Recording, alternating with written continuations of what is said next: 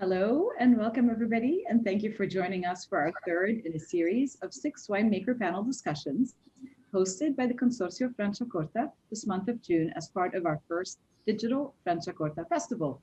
My name is May Matta-Aliah. I am the Educational Ambassador for Franciacorta here in New York, and I will be moderating this and all future discussions. By way of a brief introduction for anyone who may be joining us today for the first time or who may not be familiar with Franciacorta, Franciacorta is a sparkling wine that is produced in the region of Lombardia in northern Italy. The Franciacorta production zone is a rather compact, amphitheater-shaped wine region that sits at the southern border of Lake Iseo, the sixth largest lake in Italy. And the proximity of this lake moderates the surrounding area and provides an ideal climate for growing grapes for the production of sparkling wine. Today's discussion will be about Franciacorta Satèn, a wine that is unique to the Franciacorta region. It is a wine that I'm personally very, very fond of and excited to share with our audience today. And to help us better understand Satèn, we are joined by 3 producers from the region, and I will be introducing them as they appear on my screen. So starting from the left, we are joined by Gregorio Villa from Santa Lucia. Gregorio is a trained enologist and the current owner of Santa Lucia, a family winery that was founded by his parents, Pierluigi and Ardenia, in the late 1990s. His father, Pierluigi, was inspired to establish his own winery after many years of experience working as a consultant and researcher with other wineries. So, hi, Gregorio. Thank you for joining us. Hi, May. Next, we have Gianluca Cittadini from La Montina Winery. Gianluca is a sales director of La Montina Franciacorta, a historic winery of the Bosa family, which today is in the hands of cousins Michele and Daniele Bosa. Gianluca has a vast range of managerial experience in the world of wine, gained both from time spent in the United States, in my hometown of New York, as well as his native Italy. And last but certainly not least, we have Camilla Alberti from Castel Vader. Since 2003, Camilla has been the managing director at Castel Vader, a winery founded by her grandfather, Renato Alberti, in 1975. Her responsibilities include administration and promotion of the winery in Italy and abroad, with a particular emphasis on hospitality and tourism, both of which are areas of passion for Camilla. And fittingly, Camilla is also the current president of the Strada del Franciacorta, or the Franciacorta Wine Road. So thank you for joining me, panelists. Thank you, audience, for joining us. And I'm going to start our discussion today by posing my first question to you, Camilla. As I've mentioned, today's discussion is about Satèn. So help us understand by describing what is Franciacorta Satèn. Hey, hello, everybody. Well, Franciacorta Satèn is a wine characterized by a bright, golden yellow color, a small quantity of tiny little bubbles, a long-lasting, creamy, soft and delicate taste in mouth, and a strong characteristic perfume of the best Chardonnay grapes. It has also a distinct fragrance of ripe fruit, with also delicate notes of white flowers, dried fruit such as almond and hazelnut. And its pleasant flavor and freshness harmonize with an innate softness that recalls the delicate sensation of silk. Nice, thank you. You've made me very thirsty, and it's only noon here. So what is the inspiration behind the name Satèn? What is it? Where is it coming from? Well, actually, Satèn is a fantasy name. It's a fantasy word invented just here in Franciacorta with a strong connection with the word seta, which means silk, actually, in English. What is silk? Silk is the most elegant, charming, but at the same time strong and resistant fabric that we have. And at the same time, Satèn is a wine that has that has this special characteristic of smoothness and softness as well, such as this precious fabric. Satèn is a wine that, in my opinion, was born to emphasize the power of Chardonnay and to introduce wine lovers to a sparkling wine that is never too aggressive in mouth, but it is extremely balanced, and it gives the feeling of a gentle touch, such as a scarf made of silk, for example, and that's why the name Satèn. Beautiful, thank you. And so, is it always a dry style? Yes, it is. The softness of the taste is a selection of a careful of the base wines with a low bottle pressure of less than 5 atmosphere.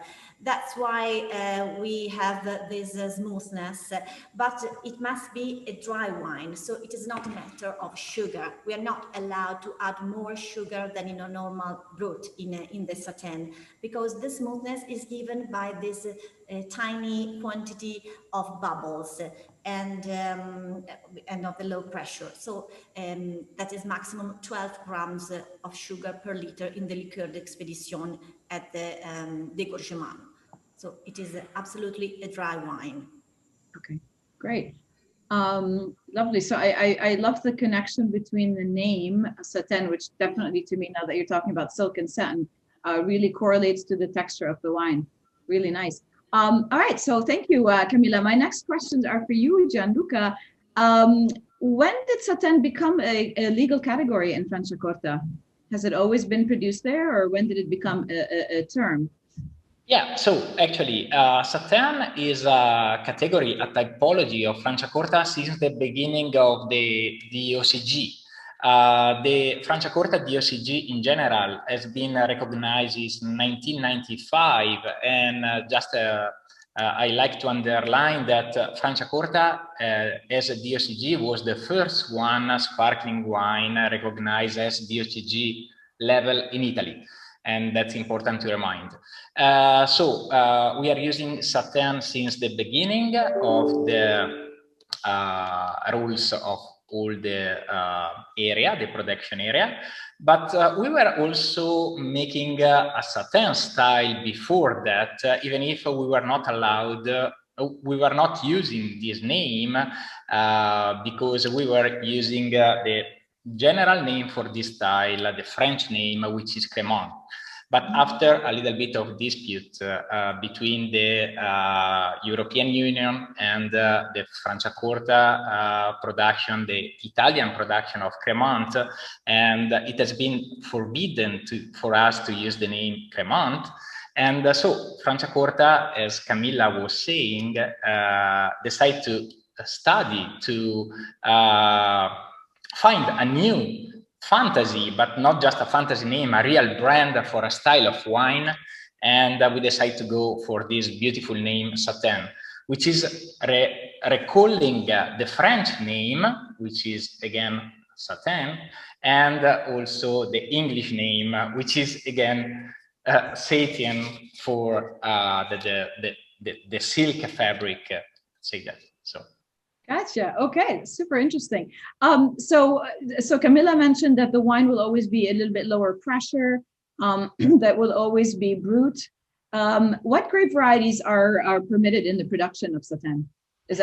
Are all the grapes permitted, or? No, actually, that's another peculiarity of the Satèn typology of Franciacorta, because Satèn it's a real blanc de blanc. So it's a wine made just with white grape, and in particular, it's made mostly by Chardonnay, and it's allowed a maximum of 50% of Pinot White. So the two grapes are making the Satèn style. It's a true blanc de blanc wine. Okay. Why limit it only to the white varieties? Also to differentiate the Satèn category from the other.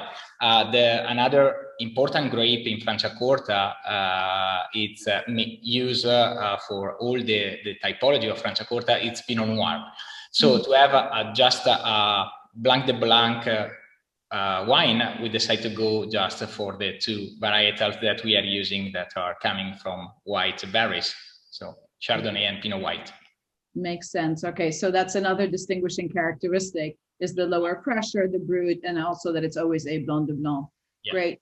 All right, thank you. So that's actually going to lead me to my next question, which is for Gregorio. So I know Camilla also mentioned that it tends to be a high percentage of Chardonnay, but Gianluca, you mentioned you can also use Pinot Bianco or Pinot White, as you mentioned. But I know there's a limit on the use of Pinot Bianco in the wines in general. Why do you have a limit on the use of Pinot Bianco and Satèn, Gregorio? What's your theory on that? Yes, we have a maximum percentage of 50% of Pinot Bianco we can use in the Satèn. And there's many reasons for that. The first of all is the aging potential, which is lower for the Pinot Bianco instead of the Chardonnay. Chardonnay is the queen variety or king variety in Franciacorta. And so the aging potential is the first thing. But another important thing is that the availability of Pinot Bianco is very lower respect to the Chardonnay. In Franciacorta, we have more or less 3,000 hectares of vineyards, and only, I think, we do not reach the 100 hectares of Pinot Bianco. I see a question is 50%, not 15. And another thing, another important thing for the Satèn is the aging, I want to say. Because the minimum aging of the Satèn is 24 months. The minimum aging for the standard brut is 18 months. Why longer aging? Longer aging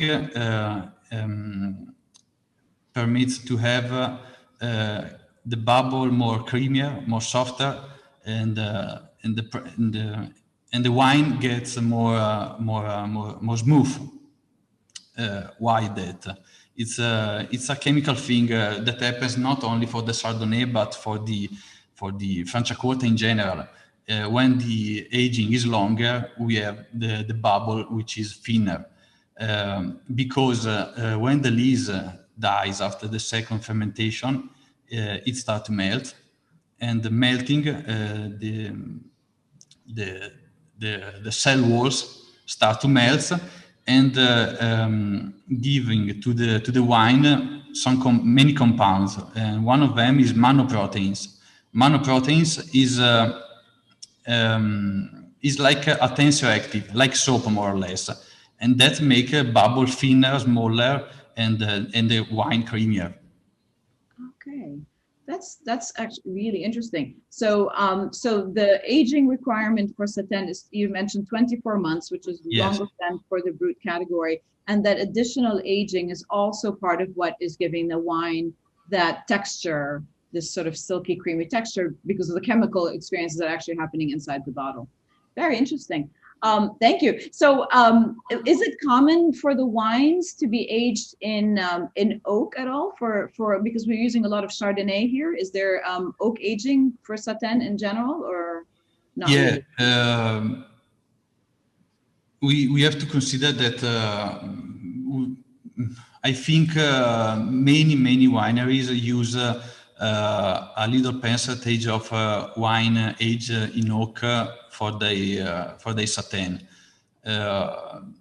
because oak aging gives more creaminess, more fruitness, and which is very good to enhance the flavor of the Satèn. Another thing I think is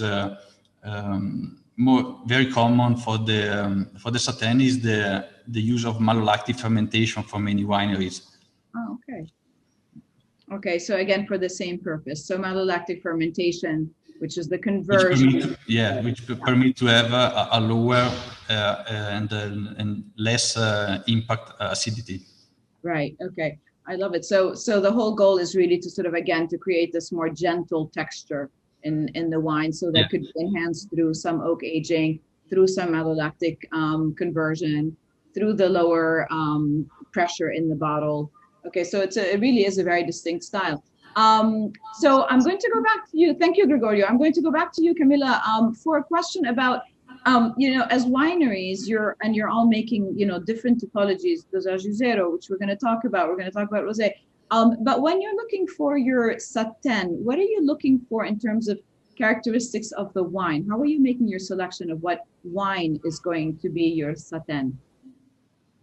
Well, first of all, I would like to say that Franciacorta is a very small region, but it is very different from one part to another. So according to where you pick up the grapes, you're going to have a different kind of fruit, and the result in the glass will be different.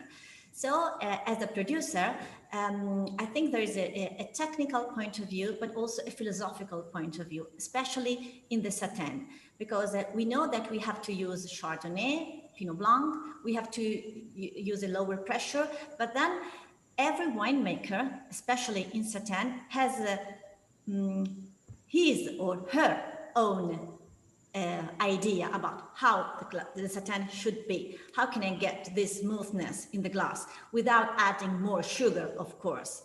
And so according to where you have the vineyards, you have to decide. And for example, in my winery, I'm in the coldest part of Franciacorta, at the northeast side of Franciacorta, where the soil is very rocky, it's a stone. And so actually I usually use the grapes for the last vineyard I harvest, in order to get the ripeness be long and have a little bit more mature grapes. But that is just my way of making the Satèn. I do not use wood because I'm still not well in a good relationship with the wood, and now maybe it is too strong or too low. And what I have to give to my customer is really the emphasis of the Chardonnay, with a very delicate balance of the bubbles. So the bubbles are not the bubbles that you see in the glass, but what you feel in the mouth. And this is especially using the best grapes of the good vintage. It's time. In Franciacorta, another very important ingredient is time. We need a lot of time.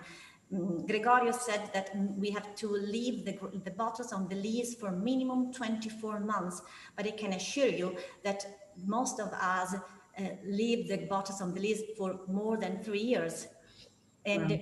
It's a long way to the top. If you want to make a good Satèn. Excellent, great, thank you. And what about La Montina, Gianluca? What is the what are the choices that are being made there for the Satèn? So Camilla said no oak, and they're pretty cold area. What about your vineyards? No, trying to summarize to one word, I guess that when we are thinking about our Satèn, we are thinking about elegance. So to get this elegance, as Camilla was saying, we can play in different way. One of the most important is the choice about the vineyard of Chardonnay, because our Satèn is made with 100% Chardonnay. We would like to pick up the ripeness, the positioning, the terroir, and everything, because in Franciacorta, really, we have a lot of differences, even if a few kilometers. So that's important. Then we like to play a little bit with food as well. So we partially age about 40% of our Chardonnay in French barrique. And so we then blend this barrel fermented Chardonnay with the stainless steel fermented. And that's another way to get this elegance. And the third way is the aging in a bottle, because I guess, as Camilla was suggesting, everyone is going over the mandatory 24 months to get this elegance, this smoothness, and this very soft and shiny wine we want to get when we are presenting a Satèn. Right. Thank you. And what about you guys, Gregorio? What are you doing at Santa Lucia? We look for creaminess and elegance, as Gianluca said, and so we usually start from the vineyards, and we have a couple of vineyards which we know that are more Satèn oriented, and it's a couple of vineyards in Busco, and so we usually choose that grapes for our Satèn. Would it be the one behind me? Is that one of the Satèn ones? No, that's the one for the Riserva. Ah, so apparently my backdrop is one of Gregorio's vineyards. So I was hoping I was a Satèn vineyard, but that's okay. That's for the Riserva. Okay, great. Thank you. So now that we've been talking about the wines, what's your favorite food to have with your Satèn, Gregorio? I like Satèn with aperitifs in general, but I love to have Satèn also with fried food. Fried food, I think, is the best pairing. Yeah, sounds good. And what about you, Gianluca? So my favorite pairing, it's about thinking also pretty well-known food in the US. It's fish and chips. Let me say that you can see my background is about Lago di Seo. So if you happen to be here, you can enjoy beautiful small fish from the lake fried with some vegetables. But I guess that can work very well with fish and chips. It's perfect. Sounds great. And Camilla, what's your favorite food pairing with your Satèn? I would drink Satèn with any kind of food, but right now, maybe because we are almost in summertime, I would love Satèn with and linguine with seafood. Because tomato sauce and mussel seafood are perfect with Satèn. Lovely. Well, this always gets me very thirsty and very hungry when we have these conversations. But yeah, I'm of the philosophy that there is no wrong time or wrong pairing for Satèn because I'm a fan. So I'm going to close it with my last question to you, Gianluca, about Satèn in general. What percentage of overall production is Satèn today, and do you think it's likely to increase in the future? Yes, so about our last available data given by the consortium, we are about 10% of the overall Franciacorta production. Just to give you a range, the whole Franciacorta region is making about 17 million bottles. So it's a pretty small region with a very high quality because up to date, today, the Franciacorta rules are the most strict one in the world to make a sparkling wine. So 10% is the production about Satèn, and I guess that the trend is positive because Satèn is matching the taste, especially of the new drinkers generation. So talking about young people, and also talking about women's. So because it's characteristic, it's really matching this kind of taste, this kind of drinking style. So I guess the future is growing and positive for Satèn.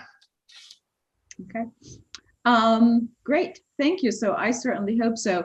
And at this point, we would like to open it up to any Q&A that we may have. So I know Constance, you've been keeping your eye on some questions coming in. So our panel is yours. Would you like to pose some questions to them?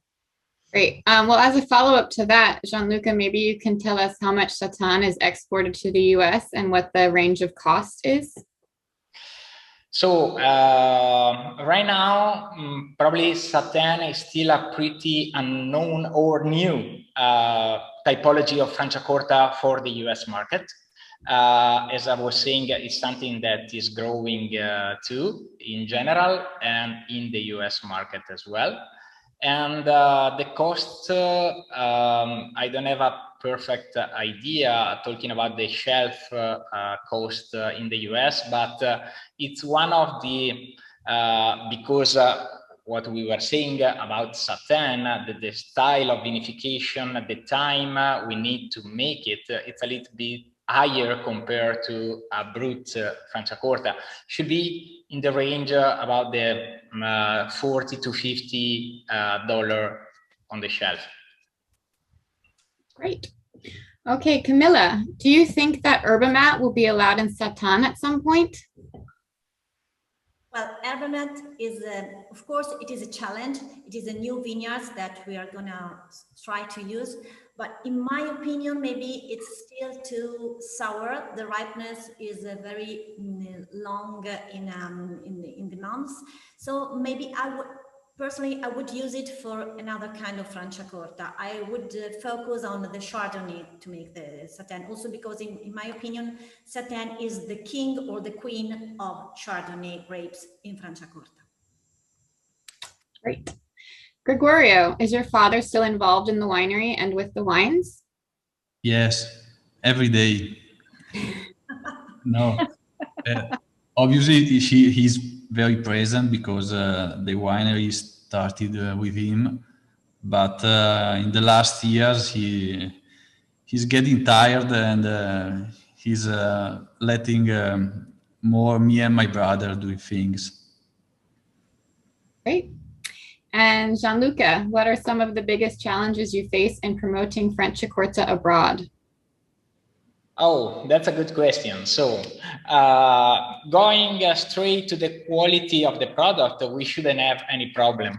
But actually, Franciacorta is a pretty new region. It's a pretty new appellation. We are talking about the 1995 when the Franciacorta has been recognized as a DOCG, even if the region, actually, the land strictly, it's producing wine since the 13th century. But we are talking about Franciacorta to the world in a pretty short time. So our most tough challenge is to make Franciacorta known all around the world. So to talk about Franciacorta, talk about the land, and talk about these beautiful wines. It's just a matter of time. We will get straight to the point. Great. Well, I think that's it for questions. So I'm going to go, but thanks, guys. Thank you, Constance. I just wanted to just explain for some people who may not be familiar with the yerba mate, the question that was posed to Camilla. Yerba mate is a white grape variety that is indigenous to the region. It's a historic grape variety that has recently been reintroduced into the rule book of Franciacorta. And as of 2017, it's been permitted in some of the wines, but not yet for Satèn. And it is known for being a very high acid, late ripening grape variety. So as we heard today, a lot of the emphasis with Satèn is about creaminess and lusciousness and ripeness. And so yerba mate perhaps would not be the best fit right now for this style of wine. So thank you so much for joining me, my panelists, Gregorio, Gianluca, and Camilla.